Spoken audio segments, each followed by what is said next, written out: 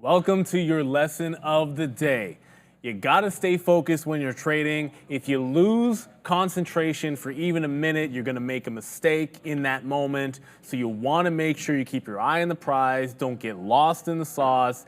It's all about finding those ways to keep yourself laser focused. Now, athletes tend to have ways to get themselves in the zone. I find anybody that's in performance-based anything, I suppose, you need to have something in your toolbox to ensure that you can stay on point, so you can stay on mission. As a trader, everything starts with the same thing in your morning, and that's coming up with your trading plan. Now, I'm gonna get into how you're going to stick to your trading plan, but none of it works. You can't stay focused if you don't have something to be focused on. Duh. I mean, come on, let's be real for a second. If you can't find something to be looking at in the first place, you're gonna be in a world of hurt. So everything starts with that morning routine. You get down in the pre-market, or maybe you do some overnight. You're gonna look at what symbols am I looking at and why. SMCI gets added to the S&P 500. I'm looking at that and some chip names. Tesla continues a trend down and it's opening down 1%, so I'm gonna be looking at that stock. Apple continuously weak, it broke a key level, I'm gonna look at that stock. So you come up with these parts of your plan, oddly enough. I'm only saying those because I'll quickly show you my plan this morning that I wanna go over, which I sent it out and I tweeted it out this morning, like what is going to be in my plan of action. So I'm just gonna show you guys right here some of the names that I was looking at. Now, just because something is in your plan, Apple, trend is still down as market continues to rally, look shorts back into 180 essentially, have NVIDIA looking for a dip and rip, SMCI looking for a false breakout at 1080 and then a dip and rip, and then Tesla, key levels 05 and 198, said you can go long off that, but then look short if it broke. So I know the types of stocks I'm gonna look at. The other thing I'll do is it's not just even limited to what is on my execution plan. I'm always gonna have other names that I throw on my iPad that give me key levels. I'll have another half a dozen to a dozen individual stocks and price levels that I'm looking at. So everything starts with there. So now that you have a loose plan, the first thing that's going to happen to you when the market opens up is a whole bunch of other stuff is gonna happen that wasn't on your plan of action. It's guaranteed. That is the nature of the market. You're gonna have a stock that moves out of nowhere.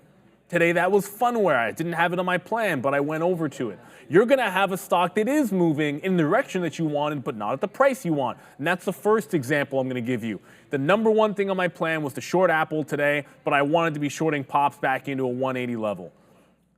All that happened at the open is it dropped. What can you do? The only thing you can do at that point is take a step back, look back at your notes. Do I like this? I like that price level, but I also like the short. So I can step back, re-examine the same way I would do it in the morning before I make any trades, is re-examine where it is right now on a higher time frame. So I know why I like shorts back into the 180. It was a previous support level. Fair enough. Now the reason I'd like shorts at lower levels is because I think it's an established trend break. Okay, so lower highs into the trend, and a false bottom break. So it's got everything that I'd want for a consolidation short underneath. So even though it's now presenting me with a new opportunity, I've got to go back through the same process that got me to the first part of the plan to make a new plan.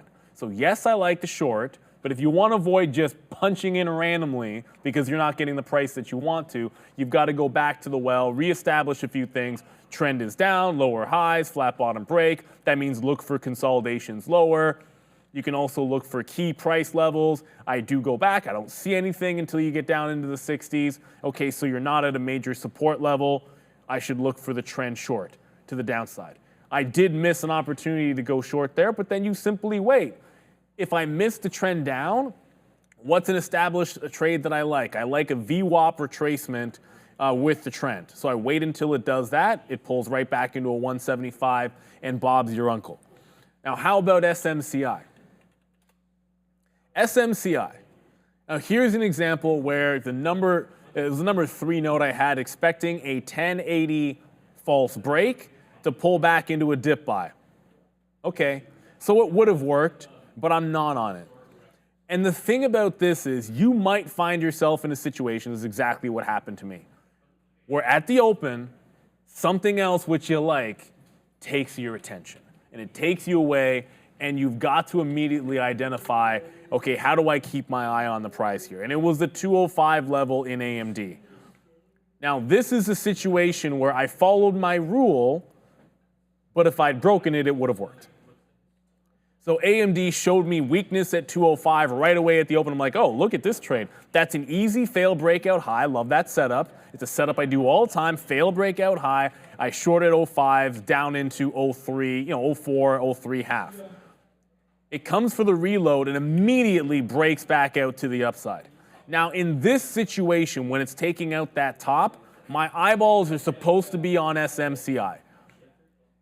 What I need to do here, and I did do, which is why I wasn't long this until the higher low at 08, was to take a step back. Because if I just immediately punch long this stock, I'd be violating a rule of mine, which is this is not part of my plan. I got to go back. Is there a reason why I wanted to long off that level? No, I was looking at SMCI. I was looking at NVIDIA today, not AMD. So I should not be taking that breakout trade because that goes away from the plan. It would have worked if I've done it. The market is more than willing to reward you for breaking your rules. But if I break that rule today, I'm breaking it tomorrow, I'm breaking it the day after, and it works once for $5 and it loses 9 times out of 10 if I didn't have it as part of my plan. But what I could do is say, okay, take that step back, go right back to your original plan of action. If I think AMD is now suddenly strong, which is what I thought, relative to SMCI, then when SMCI pulls back into VWAP, does a false break and goes dip buy hunting, if I think AMD is the jam, then I wait for that to happen and I go for a dip buy in AMD. So I just go back to the original plan and see if I can apply it to the next trade. That saves me from just buying on the way up, finding at least a reasonable entry point into AMD. Did it end up being stronger than SMCI? No, but I was able to still win on the trade because I found something that was a reasonable plan. I was able to find it again here as it bounces off of the 208. So higher lows, I still like the level, the 208 level. So I find a new plan all the way through. And I use my original chip plan, which was SMCI, as a bit of a guide. You'll see on the live show all the time, whether it's myself looking up at charts while I'm looking at other names or flat, or I'm looking down at my iPad to go over the key levels that I've written down. That's because every time you get flat as a trader, you stop a trade, you're looking for something new, the first place you should go back to is the preparation that you did in the morning. It might not mean you trade on that individual stock. In this case, the trend in SMCI led me to wins in AMD, led me to wins in NVIDIA. But it was looking for longs, more in AMD than NVIDIA, but I was looking for longs off of what was happening in SMCI that I missed. But I went back to that original plan, which is to look for dip buys in the chip names with that trend. And that's all you can do. If you put in all this work in the pre-market and all that work overnight, then the least you can do for yourself is every time you exit a trade, winner or loser, or thinking about a new one, go back and review that plan of action and see what you can apply to it, because you put in the work. And if you put in the work, you want to make sure you reap the rewards from your good decisions and your good observations. That's what it's all about. That is your real deal. That is your lesson of the day. If you want to stay focused, make a detailed plan of action and always revisit it throughout the day. Don't just write it down before the market opens and then throw it out the window the second there's a bunch of other excitement. You can be adaptable with it and you can use it for further gains the rest of your trading day. Make a plan, stick to it, and always go back to square one when you get flat. That's your lesson of the day.